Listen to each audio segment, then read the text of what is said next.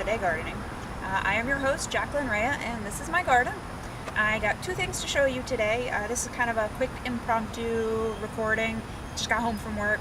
I saw a couple of things. I was like, oh, let's go ahead and make a recording. Got a thunderstorm nearby, and it's starting to sprinkle, so I had to make this really quick. Alright, first I want to show you is this my potato tower.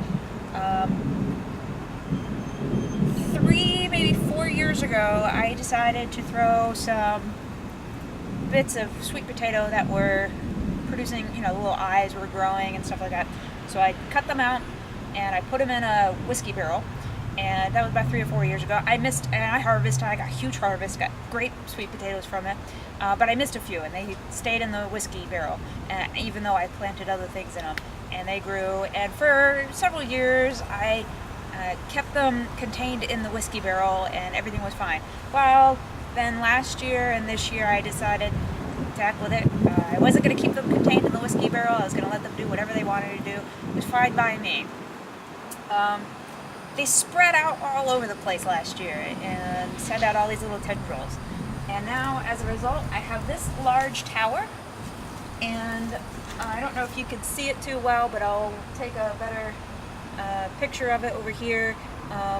This whole section right here, that's all sweet potatoes, and I did not plant a single sweet potato over there, so that's just seeds that started there, I guess. I don't know. I'm looking forward to harvesting them once the leaves start dying out, because I think it will be really, really interesting to see just how many sweet potatoes and what size they're going to be, because I did not plant them there. They did it on their own. Find that very fascinating and very interesting. So it's growing on an old stock to an old weed that I killed, which is actually a relative to kind of in the corner. You see this really tall weed over there. It is a weed. Someone planted it there intentionally at one time in my garden. It's called the Clerodendron Cunninghamii, or something along those lines. It's a Turk's cap clerodendron. It's a really tall thing. It grows probably 12 feet tall, has long white flowers at the end of it. I don't remember if it's spring or fall when it gets its flowers. I think it's fall. And it's nice, except it's very invasive and difficult to get rid of. I have it popping up all over my yard all the time. I'm constantly trying to kill this thing. It grows under my house, which I'm not very fond of. It doesn't get enough sunlight down there to really do anything, but along the edges of my house where it can sneak out, it does actually grow out in between the siding that I have, that's because my house is up on piers, so I have space underneath the house. When it finds a nice spot, it comes out and it grows in between the siding and the house, and I'm not very fond of that. So I always try to keep killing it back, and I always end up missing a few, and it's kind of a pain. It's a nice plant, but you can't keep it under control in your garden. So if you ever find it, you can go ahead and look up what a picture of it looks like. Like I said, it's a pretty plant. My neighbors have it as a replacement to a fence. It covers the south side of their property. It is, I believe, deciduous. It dies out in the wintertime, comes back in the next year. So it's not a permanent sort of fence, but it is a border that they have used. And like I said, it gets really tall. In fact, it's growing into the eaves of my house, but it doesn't do any damage. It's not that strong. It's herbaceous, which means it's got green stem. It doesn't get woody or anything like that up at the top. It doesn't live long enough for that. So that's the first thing. Let me go over and show you something else. Okay, this is the second thing I wanted to show you. This is my night blooming Jasmine, and it's right next to my bedroom window. My bedroom window is right over here, and I love this thing. I'm really happy that I got it. I love when it's flowering and I can have my windows open at night. I love getting the smell of it. You can smell it throughout the neighborhood. Nothing but good things. The only problem with it is that they are regularly attacked by the caterpillars of moths. Moths also are attracted to the smell of this thing at nighttime, and they come and they lay their caterpillar eggs on it, and it constantly gets eaten up. Now, for the longest time, after I first got this, I would regularly give it a systemic insecticide, kill the caterpillars, and that was fine, because, you know, I had a pretty plant. Now, it's not on the side of a house where I see it all the time. It is just right outside the viewpoint of the window. It's right off to the side of it, so I don't really look at it a whole lot. So there really wasn't any reason to kill the caterpillars just for the looks of the plant. I just kind of did it because, you know, I did it. So, but then I had the unfortunacy of meeting one of the caterpillars that is a regular visitor to the plant.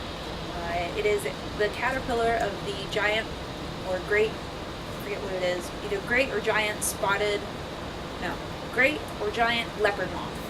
It's a really pretty moth, and it has a very nice black caterpillar with red bands around it.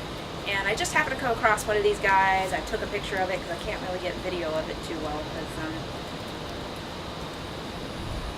by the time I get my camera out and stuff, it's usually late because they don't come out until late in the evening. So after I saw him, I decided I can't keep killing these guys, so I don't.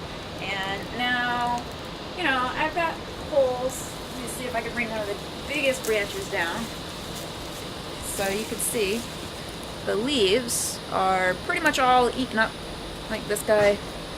See what they do? Well, that's okay. So that's what they do to the plant. So it always kind of looks like this. Like I said, since I don't spray it with the insecticide anymore. But, oh well. And by the way, this plant is approaching 10 feet tall now. I did not know they grew that tall. I knew they grew in the 5 to 6 foot range because I have neighbors that have them, and they have them away from, I'm sorry, I'm stepping in something and I don't know what it is, and it doesn't feel right. Anyway, my neighbors have night blooming jasmine, and theirs is only in the 5 to 6 foot range, and I walk my dogs past their night blooming jasmine all the time, and that's as high as it ever got. So that's what I was expecting, and it's now 10 feet tall.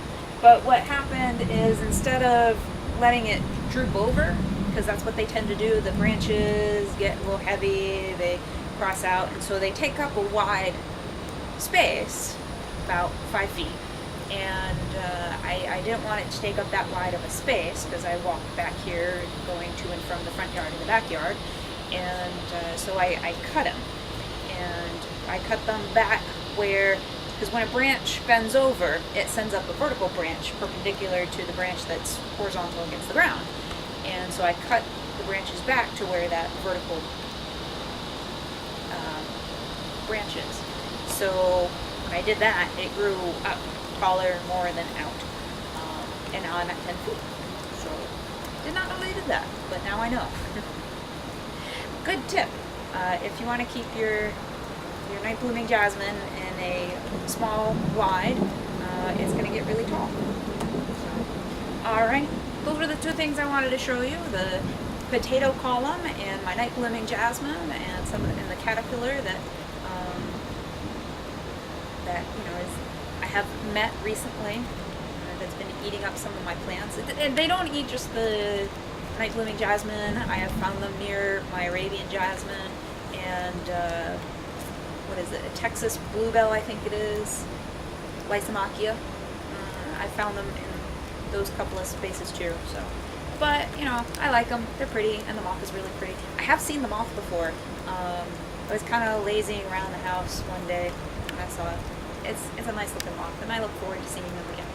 So that's it for now. I will see you next time.